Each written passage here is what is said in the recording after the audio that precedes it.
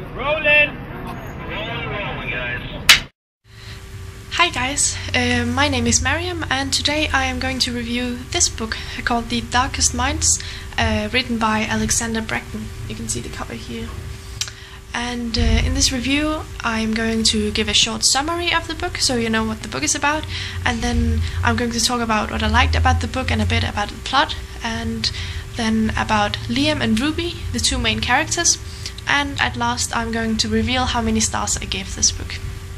The book is about a girl called Ruby. When she is 10 years old, people or children, they begin to die everywhere around her, and people are scared because what if their children died because of the disease? And the remaining children, they gain some supernatural powers, or they develop some supernatural powers. So the government decides to put all of the children into some camps, very brutal rehabilitation camps. Run by the government, and Ruby is one of the kids. She is sent to a camp called Thurmond, and there she realizes she also have some abilities. She can mess with people's minds, and she can also get a glimpse of people's memories. And after 6 years, she manages to escape from the prison. Camp. It's like a prison, actually.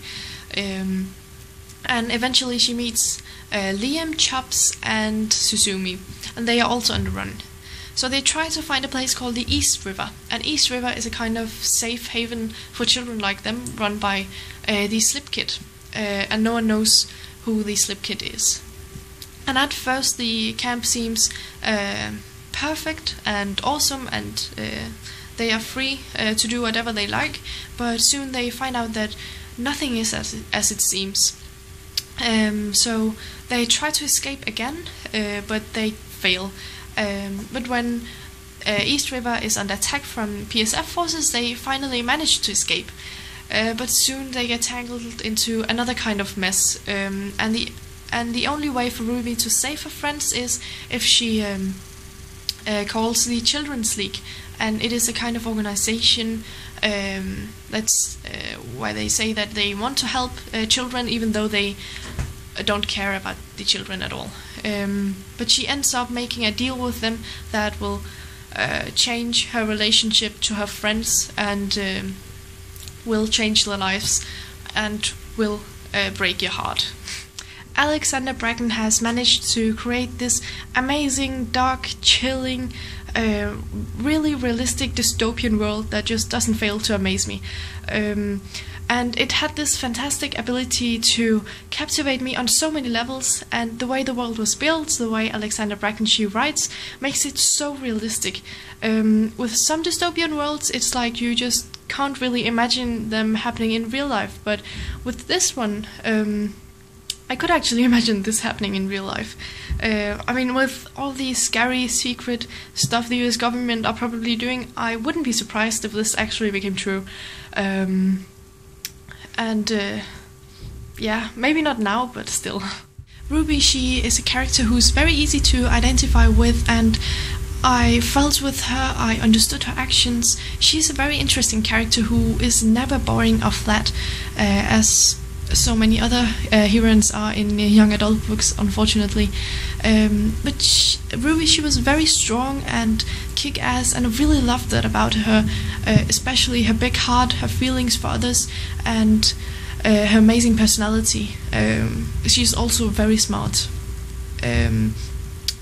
But she had just enough flaws so that she wouldn't seem like a perfect person, if you know what I mean. And I was also impressed at the end of the book by how much she had developed or changed, because the development was so smooth I didn't even realize it at first, but only at the end of the book. And then we have Liam, and I think the special thing about Liam is probably that he was just such a genuine, nice, happy, caring person who respected Ruby for who she was and was nice to her. In so many young adult books, the boy is dark, mysterious, and also very rude to the main female character. And apparently they have some right to be that way. I don't know why, maybe because they look good, or because the female, she senses a connection between them. But I just hate that, I mean it. But thank God Liam wasn't like that in this book. He was just such a nice, caring, cute person, and I couldn't help but smile nearly the whole time he was speaking. I would give this book 10 out of 5 stars if I could, but I can only give it 5 out of 5 stars. But it really deserves those stars, it really does.